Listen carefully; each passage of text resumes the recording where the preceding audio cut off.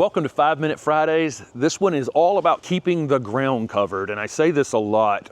If you haven't purchased the weekly garden planner, over on my website we have something called a weekly garden planner, and we just go literally week by week by week on things that need to be done or thought about in the garden. One of the things that is reiterated several times in it, and I touch base on the weekly garden planner on when is the best time to do these types of mulchings and that kind of thing. But one of the things I do talk about a lot over the course of the year is making sure the ground's covered and organic material in your beds, because for lots of reasons. I mean, one is we're trying to regulate water as much as possible, right? Water is a valuable resource in the garden, and having this rich organic material on the top allows water to infiltrate the soil, but not necessarily leave through evaporation quite as fast. And so there's water conservation. There's weed control. So that's one big thing, is cutting off light and seeds available. A weed seed's available light to germinate, and so you're reducing weeds. You're regulating soil temperature. So here we are, in December, and next 4 to 5 days from now, we have a 19-degree night coming up. For many of you watching this video, you'll laugh out loud. It's 19 degrees Fahrenheit. It's not that cold. But for some of the things that we're pushing the boundaries here in our Raleigh garden, it is cold.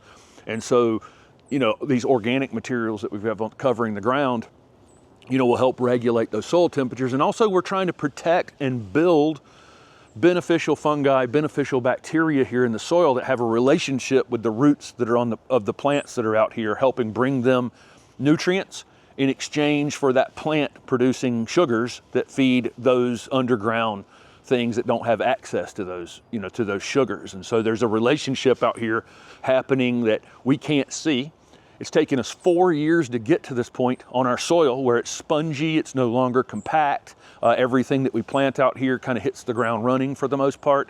And we've built this system, and these organic materials that we have covering the ground are what's protecting that system. So again, just lots of reasons why we think about keeping the ground covered. And there's all kinds of things we can cover the ground with, okay? Our paths out here are wood chips. And initially, we did the entire garden in wood chips. So this is just literally chunks of wood from a tree that was cut down in the neighborhood, and then the entire tree was chipped up. So it has all parts of the tree. It had the leaves, it had the stems, it had probably some of the roots, who knows, and all the branches and the trunk and everything is part of this. And it's great fuel for a garden. It's not necessarily the best thing to mulch with in existing beds.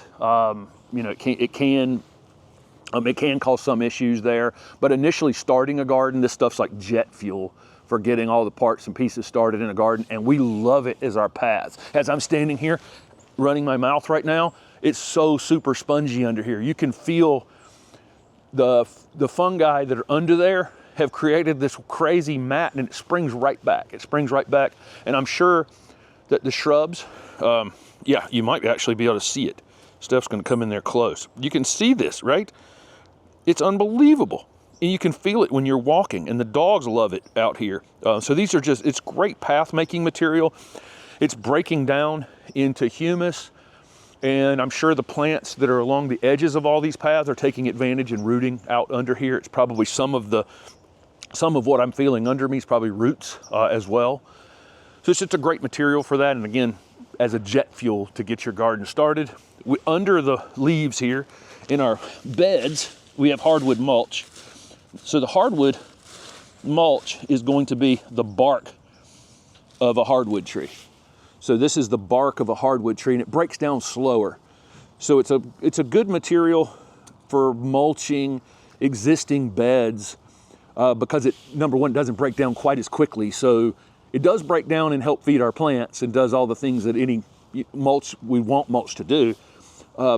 But it breaks down a little bit slower, so we don't have to apply it as often because it's a bark. It's the outside of the tree. It's like a protective layer that the tree had, as opposed to the wood that was on the inside of the tree.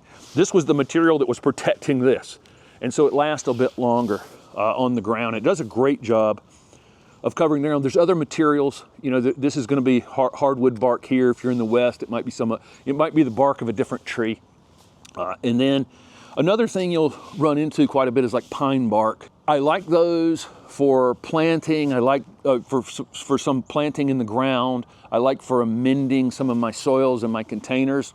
I don't use it as a top mulch quite as much because some of it floats. It's like a corky material, and maybe in this garden I could get away with it because it's fairly flat, but if you have any kind of slope, some of those cork type really light bark materials can float, and so I don't necessarily want that.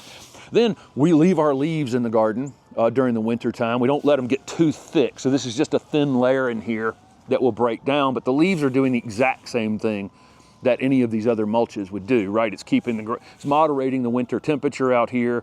A lot of these leaves have life on the back of them that fell off the tree, and the birds are out here flipping these leaves over, that kind of thing. I like to eventually knock them off the plants, and again, we'll rake them out if they're too thick in any areas. So those are some of the chunkier materials. Pine straw would be another thing. If you have pine trees in your area, pine straw is a perfectly fine mulch as well. It tends to be a little slippery when you're walking on it, so it's not, I don't think it's a great path material to walk on. When I initially did this garden, I differentiated the paths with some pine straw because I was using a drone up here to show a differentiation between my garden paths and my beds. But you find out real quick that the pine straw, if you're walking on it, it spreads and moves, and it's a little slippery, and the ground gets exposed anyway from it. But it's great in the beds, and if you have that material, it's great. Throwing another thought in here about living ground covers. There's some ajuga right here that's evergreen. I got to keep the leaves off of it so it doesn't get damaged from that. But living ground covers, of course, will help do the same thing, regulating soil temperature and keeping the weeds down and all those kinds of things. Low shrubs like this Mojo pittosporum, almost just as good as a ground cover. This is 9 square feet or so that I don't have to mulch. I don't have to pay for any additional mulch on, and it's doing a good job of, again, it's neat and orderly, doesn't have weeds coming up through it, and it's preventing the sunlight from, destroying the life that's down below them for sure. So they're, ground covers can be part of your mulching regimen as well. We then will use compost, which can be created from our leaves or any of the material that we're pruning or anything, whatever. And then we'll also buy in, this is Soil Cube compost. They have a veggie mix that has some pine bark in it, and then they have this as straight compost. And so this is a leaf and I think grass clipping material that they've turned into a compost. Over the time that the garden has evolved here, we have more and more material of our own. In fact, I got piles of it next to this bag that we're going to be composting this spring. So we have a ton of material that we're saving to create our own compost going forward. But initially, if you're starting a garden, certainly buying a bagged compost or, large bag like this, like Soil Cube, or, finding it in small bags at Home Depot or Lowe's or Garden Center, whatever. We do have the Soil Cube linked down below the video if you're interested in purchase. If you're in the, I think it's North Carolina, South Carolina, Georgia, maybe there's an expanded area from that now. I don't know. But again, we're getting to the point now, finally, where we can create our own compost out here. So our vegetable garden annual beds get covered in compost. Our paths get covered in wood chips. Which wood chips are free. We use the Chip Drop website to order wood chips and we use those for new beds, and then all of our existing paths. And then in our main beds, we use triple shredded hardwood mulch, which here in Raleigh I can get from any mulch delivery place. One thing I'll add to this, and this is super important, is knowing the plants that you're growing. So a lot of our native perennials don't like a tremendous amount of this organic material that I'm talking about here. They like some things, like the soil slightly more lean, or maybe you're gardening in the Southwest and a lot of those plants just evolved to grow in big giant sandy desert spaces, and so or they're South African natives or Australian natives, and they're not necessarily adapted to these super rich organic soils. So depending on what you're growing, be careful not to add too much of these materials. I do see occasionally where somebody will use the deep wood